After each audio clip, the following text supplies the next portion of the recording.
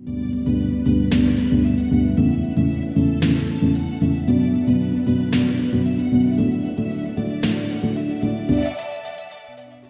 ¿cómo están? Bienvenidos a un programa más de Emprendedores Pro, este espacio que busca conectarte con otros emprendedores, inspirarte a través de historias contadas por los propios protagonistas. El día de hoy vamos a conocer a Gabriela Galilea y a Federico Gaona, dos jóvenes emprendedores innovadores realmente que fueron reconocidos recientemente por la revista MIT, una revista mundialmente reconocida que buscó en Paraguay y en Bolivia a los principales emprendedores y a los principales innovadores menores de 35 años, y ellos son dos de los reconocidos por esta revista. Así que te invito a conocernos ya que me acompañen el día de hoy.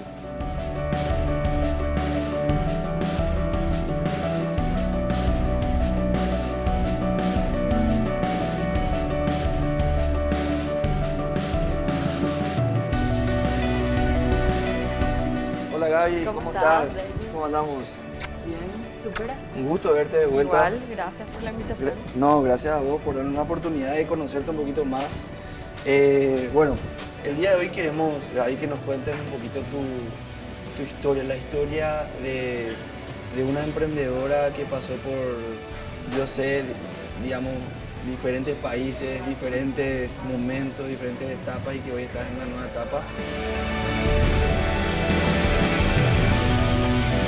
Bueno, Gaby, contame de tu infancia. ¿Cómo fue tu infancia y si crees que la educación que recibiste de tus padres influyó para la vida que vos tenés hoy y de qué manera? Yo, más que la educación, me parece que el ejemplo, porque mi familia es una familia de emprendedores, tanto del lado de mis papás como del lado de mi mamá. Mi abuelo, el papá de mi papá, es un español que vino a Paraguay en los años 70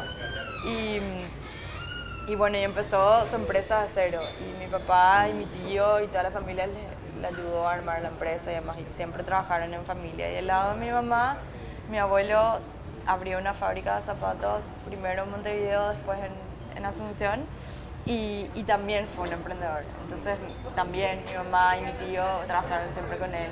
Yo desde chica estaba acostumbrada a irme a la zapatería y hacer zapatos con ellos, o el engrudo para las cajas, o vender en época de Navidad, que siempre hay mucha gente, desde que tenía 8 o 10 años. O irme a la fábrica de los zapatos a ver cómo controlar las tareas y ese tipo de cosas. Entonces, sí está en la sangre, yo te diría, más que en la educación.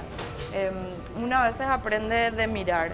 Yo creo que de ahí quizás viene este germen de emprendedorismo que yo creo que ya está en mi familia. ¿Y en qué momento sentiste como que ese llamado más fuerte de decir, llegó el momento de tener lo mío? ¿En qué etapa de tu vida? Porque siempre hay como que un paradigma que es el de la educación, que te prepara para ser un empleado, ¿verdad? Sí. Y llega un momento donde surge quizás esa vivencia que vos tuviste y dice, bueno, no, lo mío no es ser empleado, es llegaste a trabajar para una empresa. ¿Cómo fue Sí, eso? claro. Bueno, obviamente como mi familia tiene toda esta cultura de empresa familiar tan fuerte de ambos lados, mi primer trabajo fue en la empresa de mi familia. Eso era indiscutible casi, ¿verdad? Y trabajé 6 años con mi familia en un proyecto que a mí me gustaba mucho, que era de exportación, que yo creo que era casi como un mini emprendimiento en intraempresa, Claro. ¿verdad? Que yo llevaba adelante. Y después salí de la empresa de la familia justamente porque quería saber si yo podía ser empleado en otro tipo de empresa que no fuera familiar. Quería tener esa experiencia. Entonces sí, trabajé en agencias de publicidad, en empresas que organizan eventos empresariales. Bueno, la verdad que recorrí bastante. Yo había estudiado Derecho, que no tiene absolutamente nada que ver con ninguno de los trabajos que tuve, pero justamente yo me di cuenta en cuarto curso más o menos, que fue cuando me fui a Nueva York a abrir el tema de la exportación dentro de la empresa de mi familia, que eso era lo que me gustaba hacer negocios, que me gustaba emprender, me gustaba ese tipo de cosas, no tanto estar en tribunales. Entonces terminé la facultad y ahí dije, voy a probar a ver qué es lo que me gusta, y fui probando. Mucha gente ahí pasa quizás por lo que vos pasaste de tener que seguir una carrera por ciertas influencias, de repente que uno a esa cierta edad de los 18 años, de repente le cuesta tomar una decisión, ¿verdad? Para el resto de su vida. Exacto. ¿Cómo viviste vos eso? ¿Fue difícil salirte de ese esquema que te impone la sociedad? Gracias, me vuelve. Sí, no solo la sociedad, también la familia. Yo me acuerdo que yo terminé sexto curso y tenía en mente varias carreras que no tenían nada que ver una con otra. Me llamaba la atención seguir economía, me llamaba la atención seguir periodismo, me llamaba la atención seguir derecho, marketing. Y entonces empecé a mirar las mallas curriculares de cada una de las carreras y no había ninguna que me convenza que sea... En ese momento no existía nada que sea emprendedurismo o lo que sea. Creo que hasta hoy no existe ninguna carrera con un fuerte foco en eso. Bueno, en Paraguay no, ¿verdad? En otros países de repente existen másters o... qué sé yo, algún tipo... Lo bueno de quizás el sistema educativo de otros países es que es más abierto, vos puedes hacer un minor y un major, entonces puedes estudiar 3 años y después enfatizar en otros 2 años. Acá es como 6 años el bloque, o sea, y es eso o nada más. Entonces al final yo creo que me convenció más derecho por la malla curricular, porque me sentía más identificada con las letras quizás. Y empecé y mi papá es abogado y bueno, no sé. Pero me acuerdo muy bien que yo quería justamente extender más ese tiempo de buscar que me gustaba, todas las vacaciones de verano. Y mi papá un día vino y me dijo, no, tienes que decidir ya ahora lo que quieres hacer de tu vida, no puedes estar así. Y me vi obligada un poco a meterme en el bolsillo porque ya no había más opción. Pero creo que si hubiese sido diferente, quizás me iba a tomar 6 meses sabáticos como para pensar y buscar qué quería hacer, ¿verdad? Okay. Y poder explorar más opciones, digamos. Totalmente, sobre todo ni siquiera, o sea, a veces la malla curricular no importa tanto, lo que importa es saber si el trabajo al final que vas a hacer te gusta o no te gusta, si te sentís bien o no en el día a día, digamos, ¿verdad? Creo que hace 10 o 15 años se pensaba en términos mucho más rígidos, tipo, vos estudias esto y tu carrera es esto y ya está, y a los 35 ya tenías la vida completamente armada y a nadie se le ocurría hacer otra cosa. Pero me parece que los tiempos cambiaron y que hoy no es así. ¿Cómo es hoy, Gaby? ¿Cómo ves que se está dando ese cambio?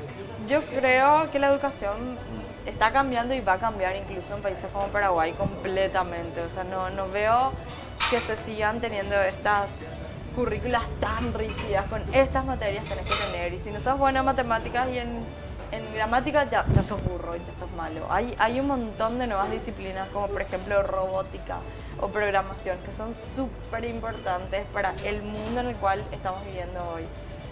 Leí mucho sobre el tema porque realmente la educación es algo que me apasiona bastante.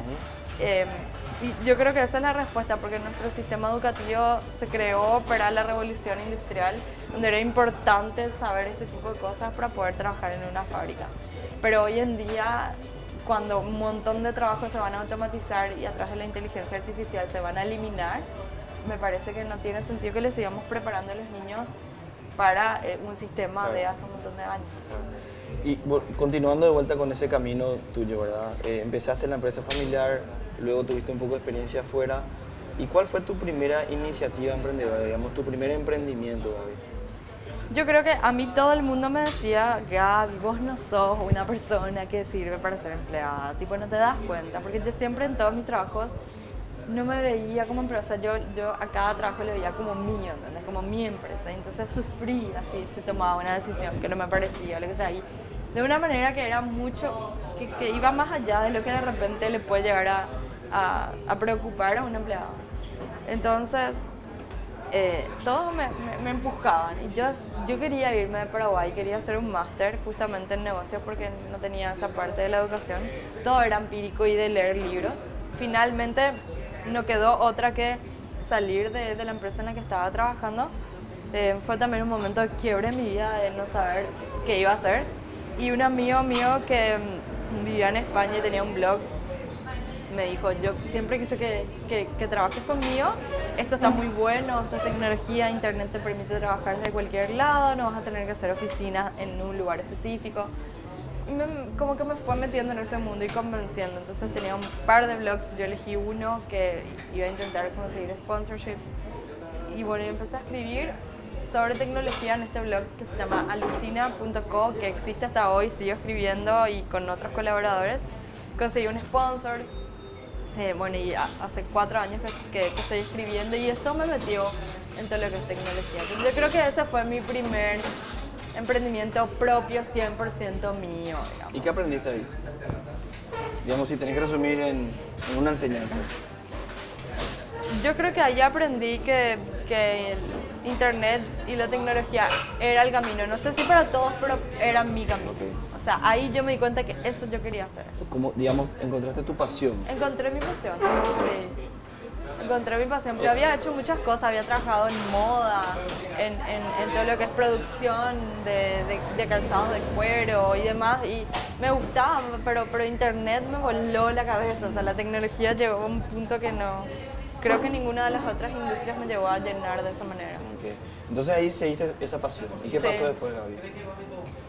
Bueno, y después de eso, o sea, yo me acuerdo que hubo un punto de inflexión que fue una vez que escribí un artículo sobre las tecnologías que iban a dominar en 2020 y una de ellas era Internet de las Cosas y inteligencia artificial y cómo iban a disrumpir la medicina. Y que íbamos a poder predecir la enfermedad antes de que ocurra a través de un montón de sensores que iban a medir todos nuestros biomarkers, ¿verdad? O nuestras métricas clínicas. Y yo ahí dije, wow, eso me encanta, porque si bien me gustaba me encantaba el tema de las startups y cómo podían crecer tan exponencialmente y demás, yo quería hacer algo que genere un impacto. Okay. Porque no sé si quería hacer una aplicación más para salir o para tener citas. Quería hacer algo que pueda llegar a cambiar la historia de algún punto. Y cuando leí eso dije, esto sí va a cambiar la historia de manera trascendental y quiero hacer esto. Entonces no puedo estar más en Paraguay, me tengo que ir porque acá todavía no está pasando nada, yo necesito encontrarme con los referentes en esta materia, necesito aprender. Es como que tengo un largo trecho todavía y me tengo que ir a donde estén todos los que me puedan enseñar. A la meca, digamos, exacto, de la información. Sí. ¿Y a dónde te fuiste? Bueno, y empecé a buscar, en realidad no era así. Yo me quería ir a Estados Unidos primero, obviamente porque el Silicon Valley es la meca, ¿verdad? San Francisco es la meca. Pero estaba buscando oportunidades. Yo no tenía, sinceramente no tenía nada de dinero, tenía que conseguir una beca o algo. Entonces empecé a buscar cosas, pero justo se dio la casualidad de que uno de los colaboradores de mi blog, que ahora justamente está trabajando en Gobierno Abierto, Santi García, me escribe y me dice, tengo una amiga en Italia que está llevando adelante un proyecto que busca emprendedores de todo el mundo para que vengan a Italia a aprender sobre 4 áreas, 2 de las cuales eran las que a mí me interesaban, Internet de las Cosas y salud, y te pagan un salario por emprender. Entonces te pagan 700 euros al mes de salario, te dan un departamento, tenés workshops, mentores que vienen de Estados Unidos. O sea, todo lo que vos estabas necesitando. Exacto. Es como que hubieran hecho el programa para mí, no sé, como que me hubieran conocido y hubieran diseñado algo para mis necesidades. Es loco también pensar, Gaby, cómo hay de repente ciertos emprendimientos en donde al principio uno sabe si va a ser eso lo que vas a hacer el resto de tu vida. Sí. Pero es impresionante ver cómo Alucina para vos fue como el camino para llegar a otros puntos, ¿verdad? Sí. Y muchos emprendedores de repente tienen ese miedo de decir, bueno, este es el emprendimiento que voy a hacer ya el resto de mi vida, ¿verdad? Sí. Y a veces en la vida te va llevando por diferentes Exacto. caminos. De hecho, yo no sé si mi startup actual va a ser lo que voy a hacer el resto de mi vida. Claro. No creo, o sea, yo creo que va a llegar un punto en el cual si somos lo suficientemente exitosos, a mí me gustaría vender la empresa a una empresa mucho más grande que pueda hacer que crezca incluso mucho más y después dedicarme a otro emprendimiento. Me gustaría ser un serial entrepreneur, como le dicen así, un emprendedor en serie, hacer varios. Creo que cuando uno encuentra una fórmula tiene esa tentación de volver a multiplicar. A veces haces cosas diferentes donde hay cosas que cambian, pero sí me gustaría, no quiero encerrarme en algo. Entonces fuiste a Italia, ¿verdad? Este programa que es un programa de una aceleradora. Ellos le llaman la aceleradora de personas. Okay. ¿Puedes explicarnos un poquito qué es una aceleradora, Gaby? Bueno, una aceleradora es básicamente un programa de 3 meses donde una startup consigue inversión, es decir, te dan una inversión que puede ser de $15,000, $20,000, $100,000, pero además de que te dan la inversión, uno tiene que ir hasta el lugar donde está la aceleradora y hay unas oficinas, algunas tienen oficinas y uno tiene que trabajar allí, otras como Y Combinator no tienen oficinas, pero sí tienen reuniones cada semana con los partners. ¿Ellos te piden acciones a cambio de esa Te inversión? piden acciones, claro. Como es una inversión, obviamente es una inversión a cambio de acciones que puede ser entre el 5, 8%, hasta el 10%, no más que eso, porque la idea es vender más acciones a medida que va pasando el tiempo. Yo creo que discúlpame que te corte ahí, Sí. pero es un punto muy importante también que me gustaría saber tu opinión, ¿verdad? Hay siempre una duda si hay o no capital acá en Paraguay. Sí. Y algo que, digamos, de mi punto de vista, yo digo, siempre hay capital, pero el problema es que el inversionista no está educado y te No. pide un gran porcentaje Claro. de acciones, digamos. Tú me Sí. estás contando que en las aceleradoras te piden entre el 5 al 12%, imagínate, o sea, no, Que 12 ya es muchísimo. ya es mucho otra vez. Sí. ¿verdad? ¿Crees que va por ahí el tema de la situación para que el inversionista paraguayo se tenga que desarrollar a nivel de inversión de riesgo? Sí, total. Yo creo que nunca en Paraguay se desarrolló lo que es la inversión de riesgo específicamente en tecnología. O sea, como que muchos inversionistas acá están muy acostumbrados a invertir en el campo, a invertir en inmuebles, cosas como industrias tradicionales. Y es un tipo de inversión completamente diferente, digamos. Yo creo que es tiempo, y creo que a muchos inversionistas también ya se les prendió la luz de empezar a diversificar. Yo creo que capital sobra en Paraguay. Sobre todo para este tipo de emprendimientos que no necesitan más de Claro. 15.000 o 20.000 dólares para empezar. O sea, Claro. cualquier carrito para vender comida en la calle Sí. te sale eso, Claro. ¿verdad? Sí. Entonces yo creo que es hora quizás de empezar a pensar si ese es el camino para Paraguay. Yo creo que sí.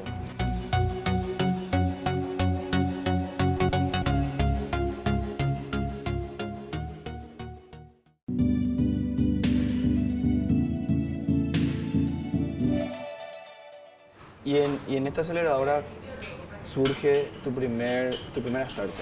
Claro, ahí, bueno, tuvimos workshops y había, o sea, lo interesante es yo te diría que es una preaceleradora porque te dejaban entrar aunque no tengas idea todavía ok. y aunque no tengas equipo. Yo me fui sin idea, sin equipo, sin mente rasa a pensar qué quería hacer. Entonces, bueno, ellos te dan como unas introducciones de cómo se veía el mercado en los próximos 10 y 20 años, cuáles eran las oportunidades. Y después había algo que se llamaba Idea Lab, que es como una especie de Startup Weekend, como que ya estuviste, donde cada uno tira una idea, así, en 30 segundos, y después tienen que buscar gente dentro de los emprendedores que se iban, porque éramos 50 diferentes partes del mundo, algunos diseñadores, otros programadores y otros más de negocios. Y entonces ellos tenían que ver si les gustaba tu idea, se unían a tu equipo, hasta máximo 4 por equipo. Bueno, yo me acuerdo que se me vino la idea a la cabeza de que yo tenía un problema en los ojos, bueno, tengo un problema hasta ahora, pero cuando era chica tenía que hacer ejercicios ortópticos y no me gustaba irme al doctor, entonces ¿por qué no lo hacemos en la computadora? Entonces nadie se tiene que ir al doctor, se ahorran en tiempo, en combustible. No tenía medio miedo de tirar mi idea. No sé si ha de ser tan buena, pero bueno, ya estoy acá, ¿qué es lo que tanto? Tiré mi idea y le gustó a algunos del grupo y se unieron a mí. Teníamos 48 horas para desarrollar algo, un prototipo y hacer toda la validación del mercado y demás. Bueno, nada, entonces esas 48 horas usamos para ver, digamos, yo tenía una idea básica de lo que era la enfermedad porque yo tenía, pero no sabía muchos detalles, entonces averiguamos todo, cuánta cantidad de gente en el mundo tiene ese problema, cómo les afectaba, tratamos de hablar con algunos pacientes. ¿Cómo te sentiste en una situación tan personal tuya de tener gente que esté investigando al respecto? Te juro que fue como, yo no quería al principio justamente contar mi idea porque ya era como que nadie se dio cuenta y ahora si yo cuento todos se van a dar cuenta que yo tengo este problema y me sentía un poco mal en ese sentido, muy nerviosa de eso que vos decís, tipo todos empiezan a indagar en un problema que yo hasta ese momento no me había dado cuenta que estaba negando, que yo creo que como tuve que vivir con esa enfermedad toda mi vida, llegó un punto y dije, bueno, ya está, yo soy así, me tengo que aceptar así y punto, ¿entendés? Y borré esa parte de mi vida, como que dije, no veo, ¿entendés? Y cuando hice el pitch de mi idea y implicaba el desarrollo de la idea, indagar sobre eso era abrir eso que yo ya había cerrado. Claro. Y eso sí fue difícil al principio. Fue complicado, sobre todo porque yo no quería que nadie se dé cuenta, no sé. Y tampoco quería que la gente piense, está usando su enfermedad para hacer marketing o para vender. Claro. O sea, era así algo que no... Para Muy mí es muy delicado. difícil pararme en un escenario y decir, esta soy yo y este es mi problema X. El primer pitch luego fue así, re difícil para mí, yo temblaba, pero yo creo que eso increíblemente fue un proceso sanador también, porque ahora no me siento quizá, o sea, primero dejé negar, Claro. segundo empecé a hablar con pacientes, yo nunca había hablado con pacientes en mi vida, yo me acuerdo que yo si veía a alguien en la calle que tenía los ojos desviados como yo, miraba a otro lado, trataba de no mirarle, porque era como recordarme mi propia condición. Y no me pasa más eso. O sea, hablar con otros pacientes fue súper bueno. Me sentí súper identificada, menos sola, como que no hay gente extraña como yo, hay mucha de otra gente. Fue súper bueno. ¿Y puedes explicarnos brevemente en qué consiste la idea, la startup? Bueno, básicamente es lo que te decía, yo tengo un problema en los ojos que se llama estrabismo y para poder, digamos, uno de los tratamientos es hacer ejercicios. Entonces, para hacer ejercicios hay que ir a un oftalmólogo que generalmente tiene un técnico experto en ejercicios ortópticos y te sientan en casi es como una computadora, pero médica, por ende más grande. Y te hacen hacer ejercicios, por ejemplo, juntar dos payasitos con los ojos y que le digas. No entiendo muy bien. ¿Será que no puedes mostrarme un poquito aquí con esto, explicarme un poco mejor? Bueno, básicamente nosotros tenemos dos ojos, ¿verdad? El ojo izquierdo y el ojo derecho, ¿verdad? Y acá hay un objeto, por ejemplo, no sé, una casa. Entonces, los ojos normales que están alineados, es decir, que las pupilas están en el medio, pueden mirar, pueden hacer una convergencia al objeto así. Entonces, lo que esté acá, poner acá hay un árbol, esto es lo que van a ver claramente. Claro, tu ¿verdad? foco. Este es el foco exacto. Todo lo que está acá va a ser una visión periférica, que se ve borroso, pero no en detalle qué es esto. Mi ojo está un poco más acá. Entonces, la convergencia se da acá. Ok. ¿Verdad? Entonces, ¿qué pasa? El cerebro se confunde y dice, ¿por qué esta mirada es así y esta mirada es así? No puedo funcionar en este punto. Entonces, se confunde y dice, bueno, para resolver este problema voy a eliminar esto. Voy a hacer como que solamente existe este ojo. Por eso es que no veo en 3D y no tengo visión espacial, porque no hay dos imágenes, solamente hay una. Es como que solamente tenga un ojo, básicamente. Wow. Y para hacer actividades como leer, cansa mucho porque usar un solo ojo es mucho más difícil que usar dos ojos, que es la forma correcta, ¿verdad? Ok, perfecto. Entonces para eso te hacen hacer ejercicios que buscan despertarla a este ojo y que ejercitarlo, digamos. exactamente, que los músculos se vuelvan a ejercitar para poder enderezarlo. Pero no sirven los ejercicios solamente para gente que tiene ojos desviados tipo estrabismo, también es para la gente que está de repente con cansancio de vista porque mira la computadora durante mucho tiempo y después ya ve borroso o no puede enfocar bien, ¿verdad? Cualquier problema que implica un movimiento de los ojos que no es bueno o que los músculos, que cada ojo tiene varios músculos que le mueven, estén débiles, para eso sirven los ejercicios. Entonces, de hecho, yo hablando con un oftalmólogo en Paraguay me decía, de todos mis pacientes, por lo menos el 20% yo le receto ejercicios. ¿Y la solución tuya en qué consiste, Gaby? La solución consiste en llevar este mismo ejercicio que se hace en el consultorio a una computadora que se conecta con un sensor que se llama Eye Tracker, es como el Microsoft Kinect, ¿verdad? Okay. Que se juega. Bueno. Que son como sensores infrarrojos que van midiendo, controlando el movimiento. Es un sensor larguito, largo así como una barra, que se conecta con USB a la computadora y tiene una cámara infrarroja y luz infrarroja que lo que hace es iluminar la pupila, entonces sabe cuál es el diámetro de la pupila y sabe la distancia a la pantalla, entonces con un cálculo trigonométrico, ¿verdad? Puedes saber exactamente dónde estás mirando, ojo izquierdo y ojo derecho. Y nos tira todos los datos, todas las posiciones X y Z de cada ojo en cada segundo. Y nosotros con eso podemos saber en qué momento está mirando. Wow. ¿Para qué nos sirve eso? Para saber justamente dónde está la mirada izquierda, dónde está la mirada derecha, cuánto es la amplitud del movimiento. ¿Con qué empezó el día 1 y con qué está el día 2, el día 3, el día 4? Sí se puede medir. Que creo que eso es algo que no tiene ningún oftalmólogo hoy, que puede medir de manera clínica, que hoy la forma en que se mide dicen, David, mira acá, ¿verdad? Sí. Seguí el puntito del lápiz y observan tus ojos.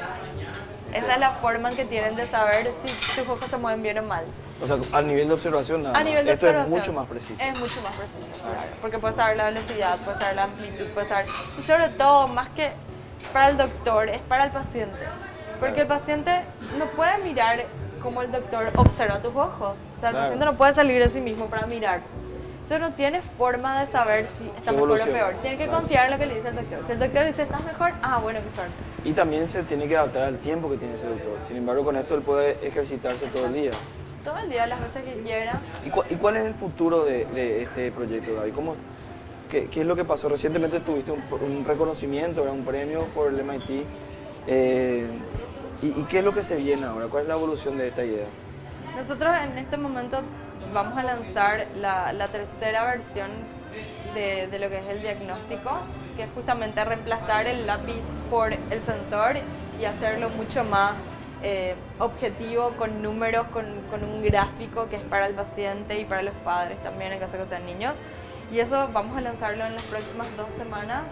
Queremos llegar a la mayor cantidad de oftalmólogos, optometristas, también psicólogos educacionales, porque tenemos un test de lectura que puede medir cómo una persona lee un texto, cuántas palabras por minuto, y puede comparar eso con un rango de edad similar. Entonces queremos poner en las manos de especialistas. Y el segundo paso a partir de ahora es lanzar el módulo de terapia, que yo creo que lo vamos a lanzar en 2017, más o menos en enero, febrero, que se va a justamente integrar con el módulo de diagnóstico para poder hacer el seguimiento, ¿verdad? Entonces va a ser ejercicios más el diagnóstico el día 1, día 2, día 3, entonces se puede medir la evolución. Y según escuché también, este mismo sistema, digamos, está siendo implementado también en otros países. Sí. De tu idea, digamos. Claro, sí, nosotros empezamos en realidad el proyecto en Europa, o sea, la compañía se formó en Dinamarca, pero está constituida en Inglaterra. Nosotros tenemos inversores europeos que fueron los que nos dieron el capital semilla. Y bueno, entonces empezamos a probar en Inglaterra con terapeutas visuales en Inglaterra, que tenemos 11 clínicas que usan el software con sus pacientes todos los días. Y ellos fueron los que nos fueron dando el feedback, porque nosotros lanzamos una versión en beta primero que no estaba terminada, que no tenía mucho lindo diseño ni nada, y ellos nos dieron, digamos, cuáles son los ajustes que teníamos que hacer. Y ahora estamos justamente también cerrando una colaboración con una fundación que se llama Luke Foundation en Filipinas, que lo que ellos hacen es proveer de servicios de diagnóstico y terapia visual a niños de escasos recursos en Filipinas. Tienen 8.000 niños. Qué increíble, Gaby.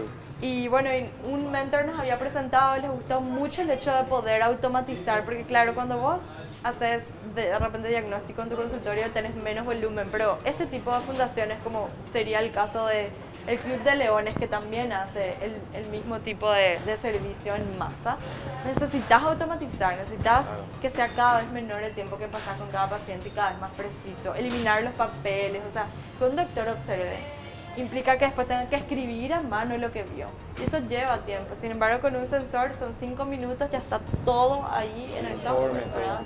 Entonces les gustó mucho, probaron ya el primer beta y ahora nos acaban de confirmar que recibieron fondos para comprar más sensores y comprar el software y empezar a usarlo con sus pacientes, ¿verdad? En Filipinas. Gaby, la verdad que es apasionante conocer toda esta historia, toda tu historia de cómo empezaste, la evolución y el futuro de lo que se viene para este proyecto. Queremos desearte de Emprendedores Pro el mejor de los éxitos, que sigas inspirando a más personas, a más mujeres también a que se animen a emprender. Y espero que podamos tenerte muy pronto de vuelta, nuevamente contando ya la historia de lo que fue ya la expansión mundial de tu proyecto. Sí. Muchísimas gracias, Gaby, por acompañarnos. No, gracias, David, a vos, gracias a Pro y bueno, por más emprendedores. Así es. Gracias. Muy bien, ahora escuchamos a Gaby, conocimos la historia de una mujer emprendedora que hoy en día está cambiando y va a seguir cambiando la vida de millones de chicos y de personas. Ahora te invito a que nos sigas acompañando, vamos a conocer a Federico Gaona, otro innovador, otro joven que fue premiado y reconocido por la revista MIT, y vamos a conocer también su historia.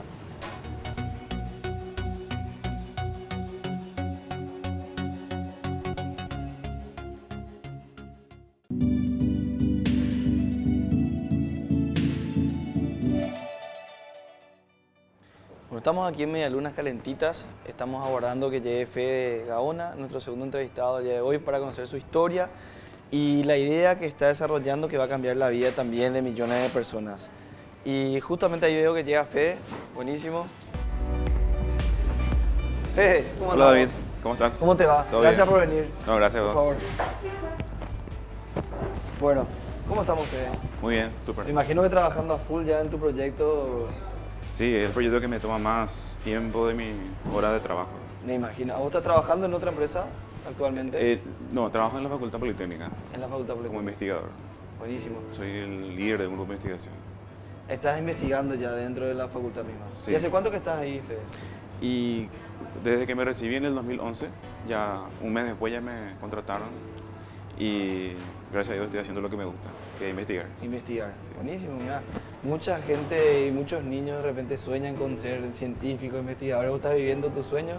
Así mismo, yo desde que estaba como estudiante en la carrera de Ingeniería Electrónica, siempre le veía a los docentes investigadores como, no sé, un sueño para mí estar trabajando ahí, haciendo ciencia, probando cosas.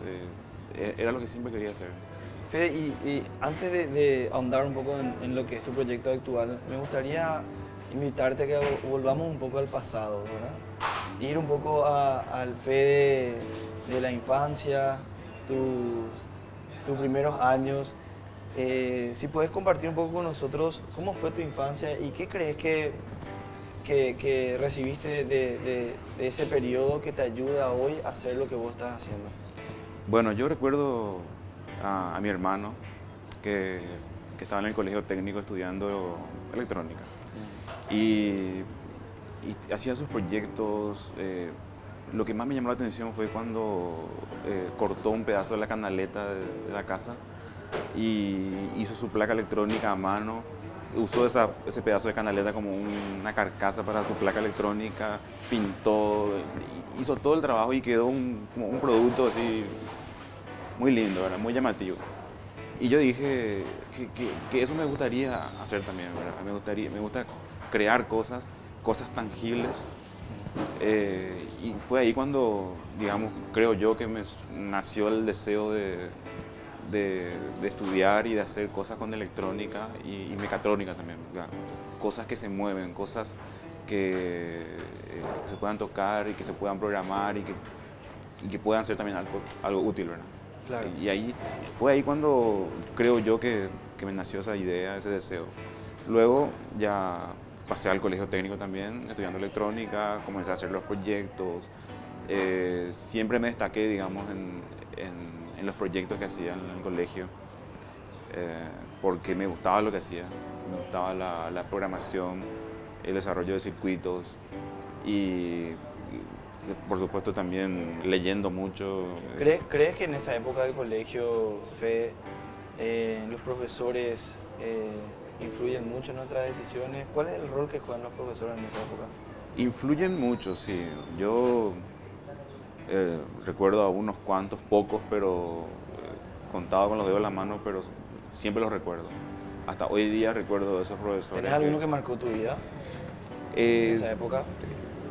Que marcó, digamos, un grupo de profesores, sí, podría ser Richard Acosta, por ejemplo, un profesor del colegio, del IPT donde yo estaba, que marcó por cómo enseñaba, por cómo transmitía el conocimiento, me llegó realmente.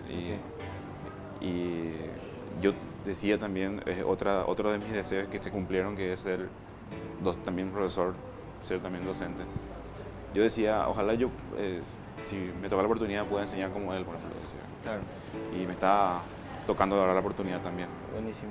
Y luego pasaste a la facultad, obviamente, por lo que vos me estás contando, siempre supiste cuál debía ser tu camino y me imagino que en la facultad de vuelta continuaste en esa misma línea. Sí, ¿Cómo fue esa experiencia? En la facultad tuve dos, digamos, opciones, o informática o electrónica.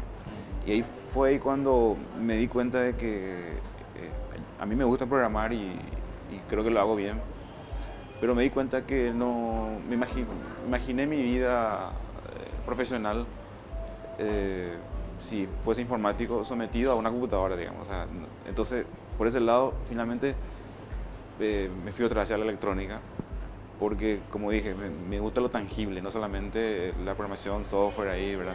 Sino algo que se pueda tocar, que se pueda, si es posible, moverse, ¿verdad? Como la robótica, por ejemplo. Entonces en la facultad, de vuelta continuaste en este mismo camino. Sí, en la facultad también tuve ciertos destaques con los proyectos que hacíamos.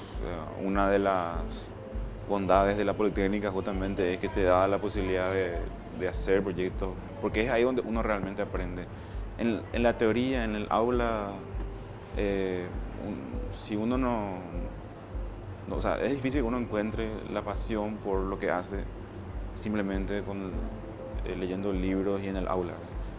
Hay que hacer, hay que practicar, hay que probar, hay que equivocarse, volver a hacer. Entonces, al menos en electrónica tenés que tener sí o sí esa práctica, esa experiencia de hacer vos tu circuito, tu placa, vos mismo soldar, quemar. Entonces, esa oportunidad tuvimos en la Facultad Politécnica haciendo los proyectos para la expo, y ahí también tuve cierto destaque. Y creo yo justamente porque me apasiona lo que hago, ¿verdad? Eso es el secreto de todo, ¿verdad? Si no te apasiona lo que haces, mejor dedícate a otra cosa, ¿verdad? Yo creo que en la profesión en la que vos estás, lo que vos estás comentando del tema del fracaso es muy importante, ¿verdad? Porque en el proceso de creación de esa placa, ¿verdad? Hay muchas pruebas prácticas, ¿verdad? A veces funciona, a veces no. ¿Cuál es el concepto, si yo te pido que lleves un poquito de eso más a la vida, en el día a día, cuál es el concepto que vos le das al fracaso? No, el fracaso es una oportunidad más para saber cómo no hacer. Digamos, una forma de aprender, o sea, y no olvidarse, porque cuando uno fracasa, cuando uno quema algo, queda en el recuerdo para siempre prácticamente. Gracias. Y me pasó muchas veces. Yo hasta ahora me acuerdo de las grandes pifiadas que hice al conectar mal y nunca más se olvida. El fracaso enseña más que un éxito, dirías. Podría decir que sí. ¿Y cómo surge esta idea, Fede, este proyecto? Bueno. Pero antes de pedirte cómo surge, ¿este fue tu primer emprendimiento o hay otro emprendimiento previo? Hay otros. Contame un poquito sobre, antes de llegar a eso, un poquito la historia de lo que hay detrás. Al terminar la carrera de Ingeniería Electrónica, sí. Digamos que había una vacancia en la facultad en el grupo de investigación de electrónica y mecatrónica, un grupo formado por profesores del área. Como yo fui el primero con mi compañero de tesis, el primero en ser egresado con el énfasis en mecatrónica, entonces digamos... fuiste el primer ingeniero mecatrónico del Paraguay. Electrónico con énfasis en mecatrónica. Con énfasis. Sí, no ingeniero mecatrónico, pero bueno, es el nombre nada más, ¿verdad? Okay. Entonces, sí, digamos lo primero es mecatrónica. Y gracias a eso, digamos, como hacía falta en aquel entonces, 2011, hacía falta profesionales mecatrónicos. Entonces, inmediatamente me contratan a mí, ¿verdad? ¿Cuántos ingenieros mecatrónicos se reciben por año? Muy pocos. Al menos en la Politécnica, promedio de 3 o 4. ¿Y cuántos crees que en un país como el nuestro necesitaría que se reciban por año? Y mucho más, el triple de eso, porque la necesidad de profesionales ingenieros en el Paraguay es bastante alta, y más aún ahora con el auge industrial que está habiendo, ¿verdad? Que es el principal campo de aplicación, o el campo de trabajo de los mecatrónicos. Entonces surge esa necesidad. Surge la necesidad de que un mecatrónico esté liderando el grupo de investigación, y bueno, y como vieron, digamos, mi destaque en la carrera, me contrataron y pude entonces comenzar directamente ya a emprender proyectos de investigación, a continuar proyectos de investigación que ya estaban en el grupo. Y entonces un día de esos contactan conmigo para dar una ayuda a un proyecto relacionado con el mal de Chagas. ¿Por qué contactan conmigo? Porque básicamente ahí en la Politécnica el único referente de electrónica para diseño y desarrollo es el grupo de investigación, que lo abreviamos como GIEM. Es el único referente. O sea, si hay un problema de electrónica, búsquenle a los del GIEM. Básicamente así. Y entonces, en realidad el proyecto ya nació antes que yo, con un grupo de biólogos y liderado por la doctora Antonieta y el CEDIC, el Centro para el Desarrollo de Investigación Científica, que ellos básicamente instalan trampas en el Chaco, en comunidades indígenas que viven en situación de mucha pobreza, en viviendas muy precarias, en donde prácticamente conviven con la enfermedad de Chagas. Contanos un poquito qué es la enfermedad de Chagas y cuál es el impacto que eso genera en las personas. La enfermedad de Chagas es una enfermedad endémica de América, o sea, está presente en 18 países y es transmitido por un insecto vector conocido como vinchuca. La vinchuca. La vinchuca, también se conoce como chinche en otros países. Y bueno, la vinchuca te ataca en sueños por las noches. Te pica como si fuese un mosquito, ¿verdad? Te pica, solo que no vuela, camina. Puede volar, pero no vuela, parece una cucaracha. Y vive, digamos, o sea, está muy ligada a la pobreza porque en las viviendas muy precarias, donde las paredes son de madera o de troncos, es ahí donde, digamos, le gusta estar la vinchuca. Anidar. Y sale por las noches y le pica a su víctima. Le chupa la sangre y cuando se alimenta defeca y por sus heces cae un parásito. Un parásito que es que vos, si te rascas, introducís el parásito en tu herida y comienza a circular por tu torrente sanguíneo y tiende a alojarse en el corazón y producir todo tipo de afecciones cardíacas. Entonces, y vos podés estar con años padeciendo la enfermedad y no saberlo, a menos que te hagas análisis, ¿verdad? ¿Y cuánta gente padece de esa enfermedad hoy en día en el Paraguay? Y el último dato de la Organización Panamericana de la Salud nos dice que hay 50... ¿En Paraguay? Sí.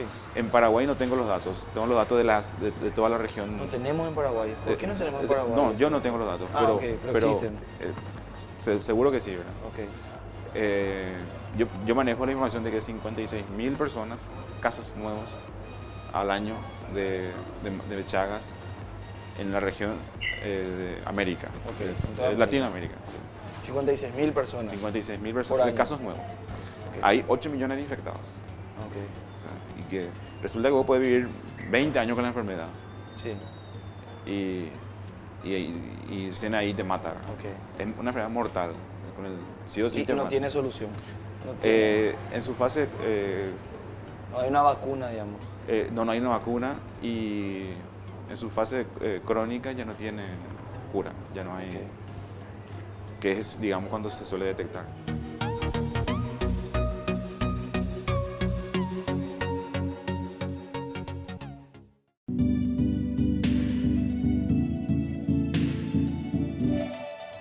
Entonces, para eso instalan las trampas los biólogos.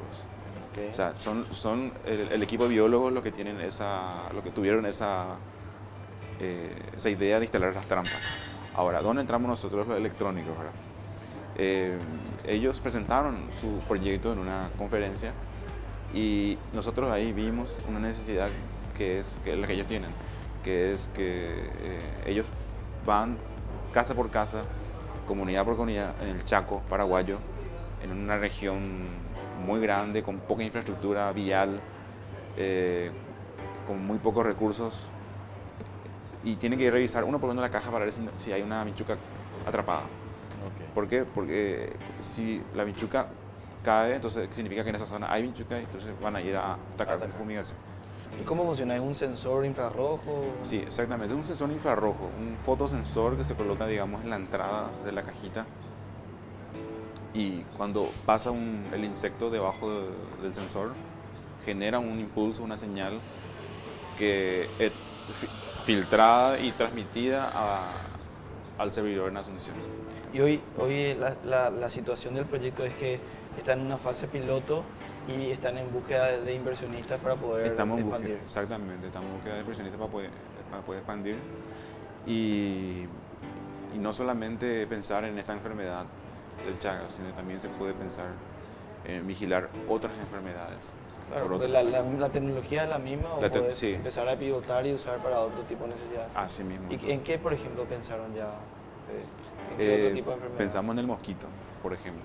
¿En el dengue se puede hacer algo con el Esto dengue? podría hacerse también. Pero es una idea nada más eso. Claro. Todavía está muy madura todavía esa idea. Hay otras personas también trabajando en esa misma enfermedad para combatir también de otra forma, ¿verdad? Ahora, con mi idea de los sensores, también estamos viendo cómo combatir. ¿Cuál es la visión que vos tenés de cómo esto se va a sostener en el tiempo? ¿Cuál es tu modelo de sustentabilidad para este Del proyecto, me Del decís. proyecto. No, con una inversión privada podría tener esa sostenibilidad. Ahora mismo solamente apoyado del Estado. Esa inversión privada debería tener un retorno también a su Claro, inversión, por ¿no? supuesto, la inversión privada puede financiar el desarrollo de los sensores y son 18 países los interesados en poder contar con estos sensores, además de poder llevarlo también a otras enfermedades. Claro. Entonces, estamos hablando de millones de personas que podrían beneficiarse con estos sensores. Este reconocimiento que recibieron recientemente del MIT, ¿qué significó para ustedes? Para mí fue un gran orgullo, una gran satisfacción ver que una gran universidad, instituto, valore nuestro trabajo y nos motiva a seguir desarrollando este tipo de proyectos sociales que tienen mucho impacto social. ¿Qué falta en nuestro país, Fede, para que hayan más jóvenes como vos con esa inquietud de investigación, de desarrollar ciencia, desarrollar tecnología? Falta darle la oportunidad. Muchos jóvenes son brillantes, son excepcionales, pero y pueden hacer investigación y pueden elevar el nivel de investigación del país, pero muy grande, por lo alto, ¿no? Pero no tienen la oportunidad de trabajar en eso. ¿Oportunidad te referías a tener como un ingreso fijo que les permita a ellos dedicarse a investigar? Sí, oportunidad en la iniciación científica principalmente. Ahora hay incentivos para los investigadores ya formados, pero para los que están empezando es muy difícil. Y uno sale de la facultad y tiene la opción de trabajar como investigador ganando sueldo mínimo, un poco más de sueldo mínimo, ya siendo ingeniero, y batallando ahí, mojando la camiseta, y así no se motiva. Aparece cualquier otra empresa con una vacancia de ingeniero y ya se va. Claro. Y ahí ya le consume todo el tiempo, ya no puede hacer investigación. Entonces, en la iniciación científica, ahora que tenemos muchísimos jóvenes brillantes, es donde hay que apoyar, donde hay que destinar un poco más del presupuesto a investigadores junior, para que se formen, tengan la oportunidad de formarse en investigación y ahí crecer. Bueno, Fede, te agradezco muchísimo este tiempo que nos dedicaste y que le dedicaste a toda la teleaudiencia que nos estuvo viendo el día de hoy, conociendo tu historia. Gracias por compartir tu pasión, esta pasión que le pones. Te deseamos el mejor de los éxitos, que sigas en este camino y que sigas contagiando a más y más jóvenes a que se animen a ingresar al mundo de la investigación, porque eso es lo que nuestro país necesita. necesitamos desarrollar más patentes, necesitamos desarrollar más innovación, tenemos juventud de sobra, necesitamos más ingenieros mecatrónicos, me decías, si queremos desarrollarnos como un país industrial. Así que muchísimas gracias, Fede. No, gracias a vos, David. Encantado. Bueno, el día de hoy conocimos dos historias fantásticas. Por un lado, una historia de una mujer emprendedora que empezó siguiendo una carrera y finalmente la vida la llevó a desarrollar diferentes proyectos que se alejaron un poco de esa carrera inicial. Pero por otro lado, también la historia de Fede, que es una persona que desde el inicio, desde muy chico, él sabía qué es lo que quería hacer y desde el inicio se dedicó a la investigación y al desarrollo y a la electrónica y a la mecatrónica. Entonces, si vos realmente querés emprender, te das cuenta de que hay diferentes caminos. Lo importante es que te animes y que tomes la decisión y que empieces. Así que muchísimas gracias por acompañarnos en Emprendedores Pro y te invitamos a que estés atento al siguiente capítulo la semana que viene. Hasta luego.